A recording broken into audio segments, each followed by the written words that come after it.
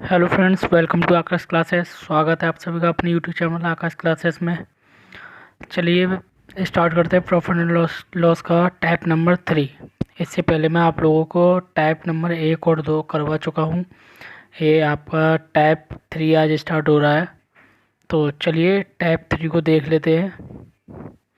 Type 3 को कह रहा है, टाइप 3 में मैंने आपको ये सबसे पहले 2 नोट लिखवाए हुए हैं। 2 नोट को ज़रा ध्यानपूर्वक पढ़ लीजिए। इसी के आधार पर टाइप 3 के क्वेश्चन किए जाएंगे।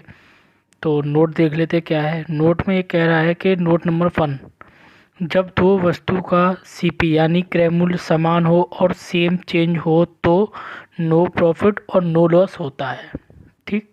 टाइप नोट नंबर 2, जब दो वस्तु का एसपी यानी कि विक्रय मूल्य समान हो और सेम चेंज हो तो ऑलवेज लॉस होगा।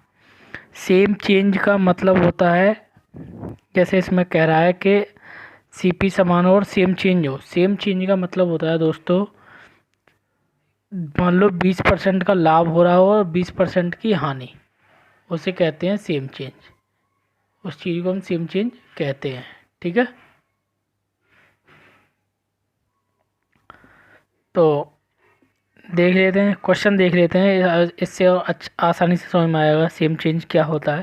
जैसे क्वेश्चन नंबर 1 में आपका कह रहा है ये, रवि 5,000 रुपये प्रति घोड़े के दर से 2 घोड़े खरीदता है। इसमें से एक घोड़े को 15% लाभ पर तथा दूसरे घोड़े को 15% हानि पर बेचता है। तो कुल सौदे में उसका लाभ और हानि बताओ। ठीक है। कुल सौदे में उसका लाभ और हानि बताना है।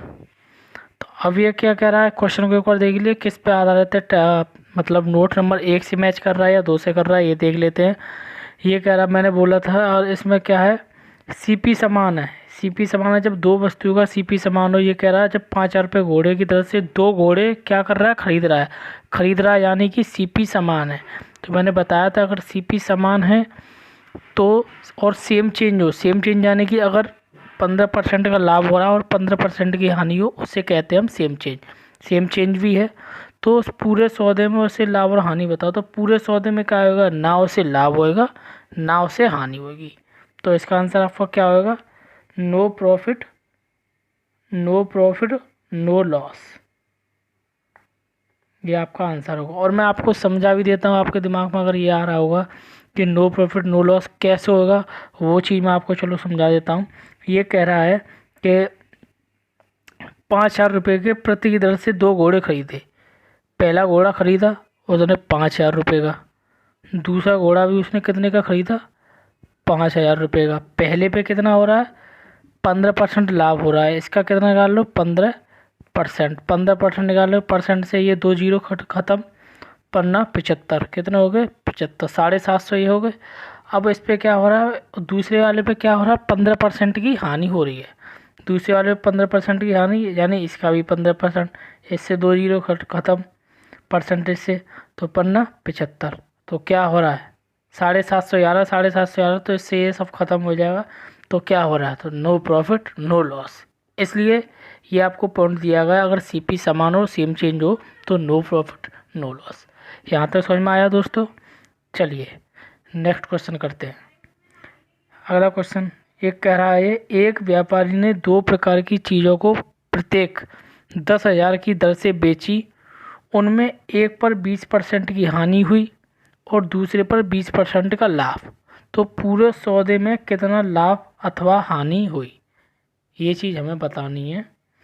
अब ये टाइप नंबर 2 पे करता है, जब दो वस्तुओं का एसपी समान और सेम चेंज हो तो ऑलवेज क्या होता है, लॉस होता है।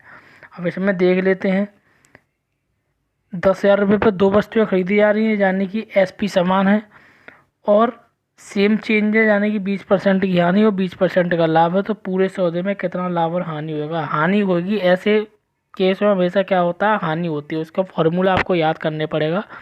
हानि इक्वल टू होगा आपका x² अपॉन 100। x² क्या हो जाएगा आपका, 20 है ये, तो 20 का स्क्वायर हो जाएगा, 20 का स्क्वायर अपॉन 100। ठीक।